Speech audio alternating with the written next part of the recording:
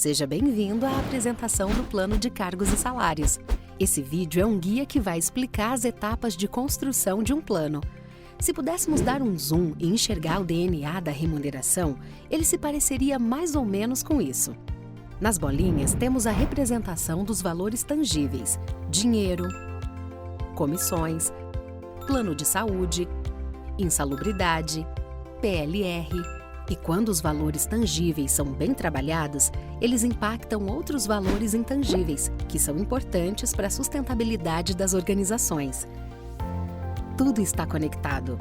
Esse é o DNA da nossa metodologia, o Salary Mark, que está firmada também em 3 bases: a análise das camadas e das atuações, que constituem os níveis de cargos, e a análise de mercado, que traz vários parâmetros que serão utilizados na composição dos salários. Chamamos isso de Market Price.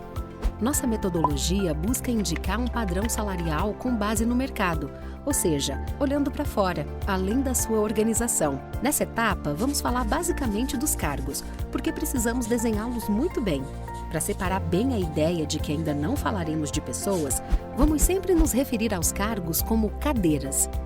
Nós iniciamos o projeto pela arquitetura de cargos pensando na seguinte analogia. Imagine que você deseja construir uma casa. Você não começa erguendo as paredes, não é mesmo? É preciso de alguém que desenhe o projeto e depois ajude a colocar tudo isso em prática. Ou seja, você precisa de um arquiteto. E a arquitetura de cargos funciona bem assim. Ela é a planta, o primeiro passo. Vamos conhecer o desenho da estrutura da sua empresa para só depois começar a falar de salários e da descrição de cargos. Na prática, definimos um quadro de referência para compor a arquitetura de níveis. Temos um modelo de mercado, onde identificamos os níveis que a empresa precisa ter e quantas famílias de cargos são possíveis. A definição de famílias é importante porque nos ajuda a sair da subjetividade.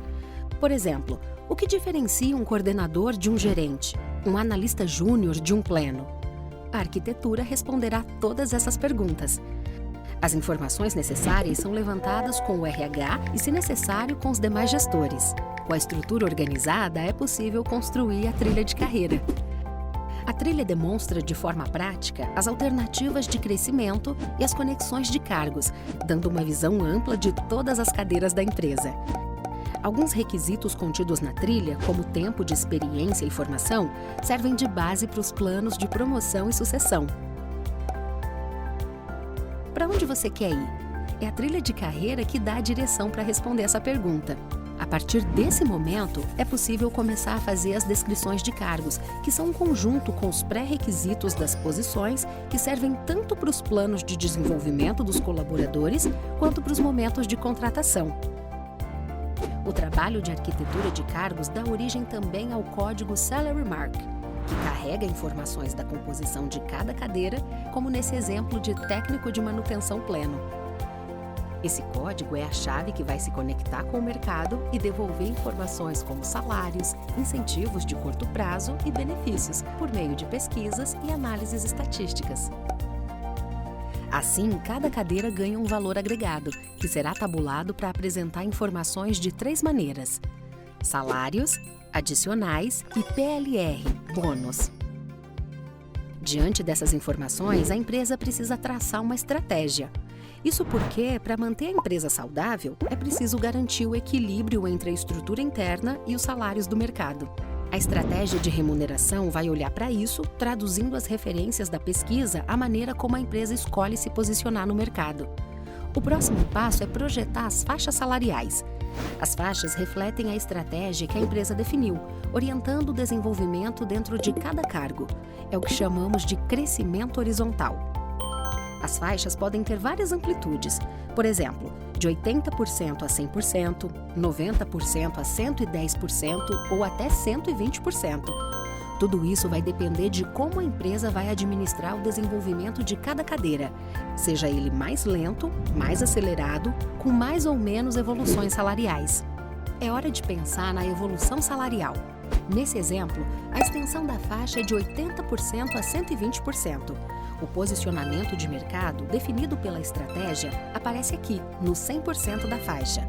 Perceba que a empresa ganha flexibilidade para trabalhar os salários de acordo com o desenvolvimento do colaborador, até esse 100% definido. Depois disso, as cadeiras ganharão um grade, ou seja, uma faixa salarial para a gestão dos valores do cargo. Esse indicador é que vai conectar as cadeiras às tabelas salariais. Agora conseguimos visualizar também a progressão vertical, ou promoções. Perceba que até aqui não falamos de pessoas, nós apenas desenhamos cada cadeira e mapeamos os salários ideais.